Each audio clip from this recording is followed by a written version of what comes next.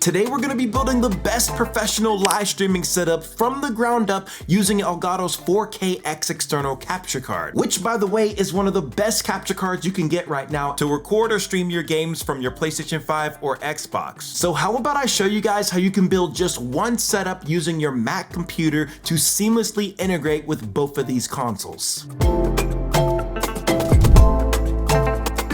To start this setup build, we're first going to bring in our PlayStation 5 console. Don't worry, Xbox Series S and X gamers, I'm going to bring in that console later in this video, so stay tuned. We're then going to need a display to play our consoles on, so what I have here is the BenQ Mobius EX3210U 4K 144Hz HDR gaming monitor. It's a beauty, it's big, and it just doesn't stop there with this gaming monitor, because when we use the Elgato 4KX capture card, they're practically a match made in heaven together because both of these devices support HDMI 2.1 technology. That means you'll be able to play your PlayStation 5 or Xbox Series games up to a 4K 120Hz quality in HDR while being able to record the same quality in a standard definition resolution. If you're looking to record in HDR, then you can do that up to a 4K 30 or 2K 60 resolution. Setting up this capture card with my M1 Max MacBook Pro laptop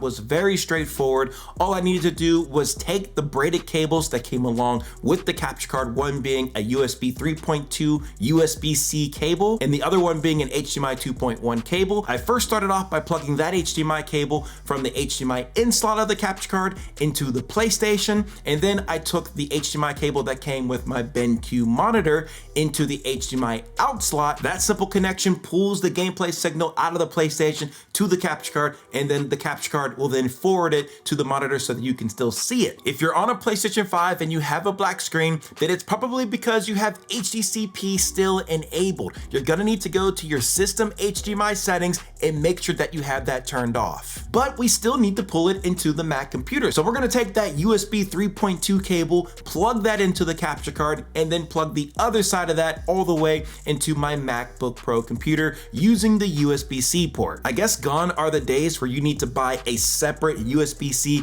to USB-C cable like the one from Godsman that I've always recommended to you guys, because Elgato has just created their own. It's super high quality and it allows you to have a direct connection from your MacBook to the capture card and back. The next thing we can add to this setup is a microphone. So what we'll first do is attach our Rode PSA 1 Plus boom arm to the desk so that we have a place to mount our microphone, which is gonna be the Rode Pod Mic. This microphone sounds really good and it offers the versatility of using USB-C for your microphone input or an XLR connection. We're gonna go with the XLR connection in this case, but we're gonna add an Elgato Wave XLR interface into the mix here. This essentially serves as an input source for the pod mic to connect to my MacBook computer. I wish I could say that's the only microphone needed for this setup, but we're gonna need one more because we're gonna plug this one into the PlayStation 5 console, so that way our party chat, our team members,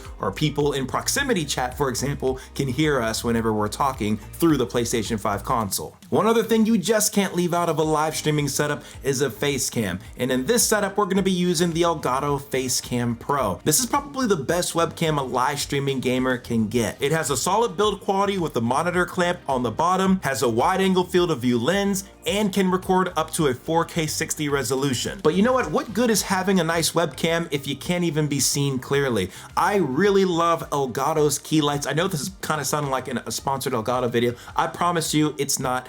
I've had other lights in the past and I didn't realize how good Elgato key lights were until I got one. They get so freaking bright. You can control them with the Control Center app on your computer via Bluetooth. These lights just make a world of difference if you're trying to properly light your face. All right, now that we've connected all the hardware components together, it's time to finagle with the software side of things. The software that I tend to use the most is OBS Studio, which does have a bit of a learning curve, but it's much more customizable and configurable compared to other streaming apps where everything's already built in with it. Now, jumping into my OBS Studio project, as you can see, it's completely bare, it's plain. The only thing I've added in is one scene, which is for the Elgato gameplay. And to add that capture card source of the 4KX, all I'm gonna do is go to my sources section, select that plus button, go to video capture device. I'm gonna name this Elgato 4KX, select OK, and then I'm just going to select this device drop down and choose Elgato 4KX. We can go with using the default preset, but I'm going to make things a little bit more customizable because we're going to record this in 4K 30 FPS for this video. So I'm going to go ahead, select the drop down, choose 3840 by 2160p. We're going to stick with the simple FPS value, and then to the right of that, we're going to select that drop down and choose 30. Now I could choose, if I wanted to, all the way up to 120 FPS for recording my gameplay, which is absolutely crazy, which is a major benefit of using the 4KX. A little bit more than what I need to do for this video. I just love that we have the option here. That's just crazy. I'm cool with this now. I'm gonna select OK, and there's my gameplay. Now, as you could probably see, it's looking a little bit gray. Would you guys agree with that? So what you guys are gonna wanna do is make sure you download the Elgato Capture Utility software for macOS. Once you've completed the installation, go ahead and launch it, and you should see this box pop up on your screen. I'm gonna turn on HDR tone mapping, and now my gameplay recordings are gonna look completely normal while I get to experience playing my game in HDR at 4K 120. To add the face cam in, it's gonna follow a similar process. We're gonna go and press the plus button again, video capture device, okay, and this time we're gonna select the device drop down and choose the Elgato Facecam Pro. Once we do that, you can see the webcam turn on. We can just select OK, shrink it down, move it around to some place that we like. And if you want, you can always add your own overlays in the form of images if you want over your stream to give it a little bit of more of a customized look. Now, circling back to the audio portion of this setup, I'm actually going to go back to the Elgato downloads page and download the Wavelink software. The reason why I'm downloading this is because we're using the Wave XLR interface. With the Wavelink software, you'll have complete control over every piece of audio flowing into your stream, starting off with the microphone. This is also where the 4KX capture card audio can be added by selecting the plus button and scrolling down to select the device. Now, in order to get the audio to flow through from the PlayStation 5, I had to first make sure HDMI TV was the output selected on the console. I then had to go back to the Mac to make sure that HDMI was selected as the audio input in the Elgato Capture Device Utility software. After doing that, the audio came through without a problem. Additionally, within the Wavelink software, you can add in application-specific audio sources such as Discord or Spotify, for example. The tricky part with this, though, is if you're using a Mac with a Silicon M1, M2, M3 chip. You'll have to follow the instructions that you see here that Elgato has put together in order for your application audio to be recorded. To listen to our audio, we're going to route the Mac system audio through the Wave XLR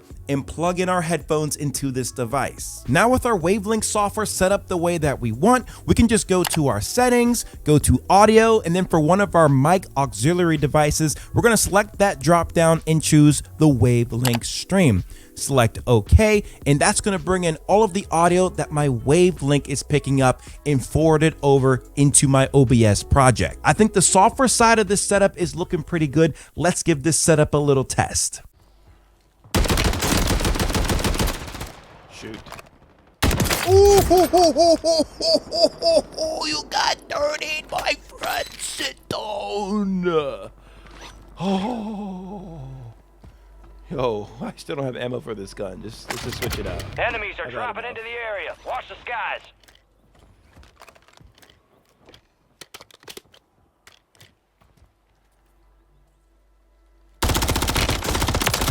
Jeez, man. Just a feeding here.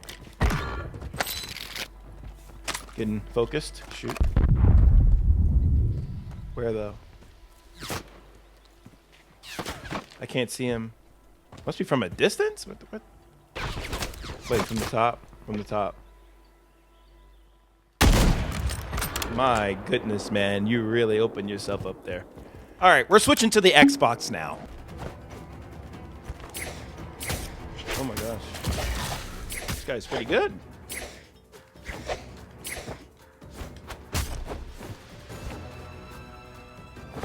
Oh, there we go, baby. My one little moral victory.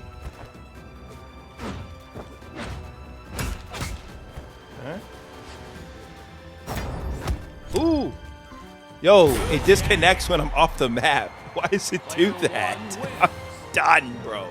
So there you guys have it. If you're wondering how much all of the items in this setup build cost, here's the price right here. I've also left all the products linked in the description below. HDMI 2.1 as of today will not fit under the umbrella of a cheap setup build, but damn, it is amazing how far we've come in this space. I'd love to hear from you guys in the comment section where you think we're gonna go next in the stream world from a technology perspective. If you enjoyed the video, hit it with a big thumbs up, subscribe to the channel if you are new around here, and if you wanna learn how to stream to Twitch, I just made a video here all about it, so go check that out, and I'll see you in the next one.